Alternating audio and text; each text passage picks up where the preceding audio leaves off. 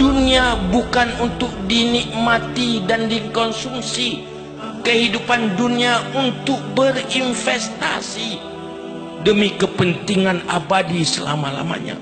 Itu arti dari dunia yang nampak oleh iman yang memadai dan bersinar di dalam dada. Kita dilahirkan bukan hanya untuk sebuah kematian dan berakhir dengan kematian.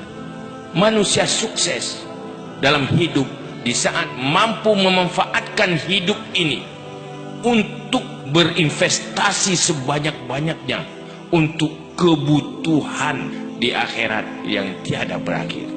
Setiap yang masuk Islam berubah hidupnya jadi pejuang, bukan hanya untuk cari makan.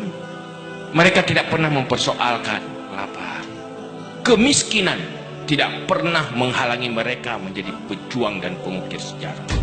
Ingat tanya sejarah Ahlus Sufah.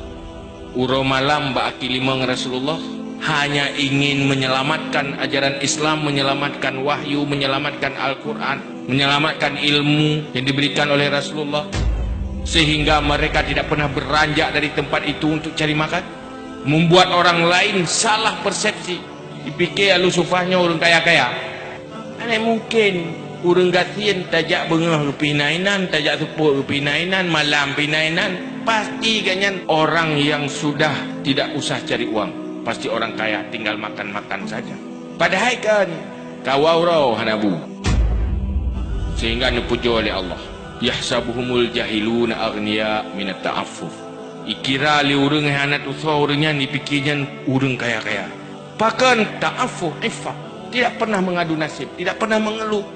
Anak gak pegat demo yang kamu kasihin ya, demo kasihin.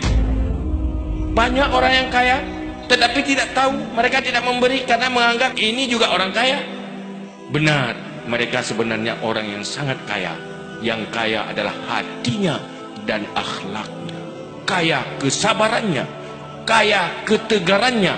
Sepahit apapun kehidupan, semua dihadapi dengan senyum, tidak pernah mengeluh. Itu manusia-manusia yang luar biasa. Pribadi-pribadi yang semacam inilah yang membuat Islam kuat dan sukses. Apa umat Islam dalam generasi kita seperti itu? Tak kalah perilaku orang gatinya pun. Dia kejap mengadu kepada Rasulullah, hai Rasulullah, kamunya susah dah. Susah dah, apakah susah dah? Ada mengkalang ke orang kaya, kamu susah dah. Minder kamu ada mengkalang orang kaya, apakah? Kamu no Rasulullah.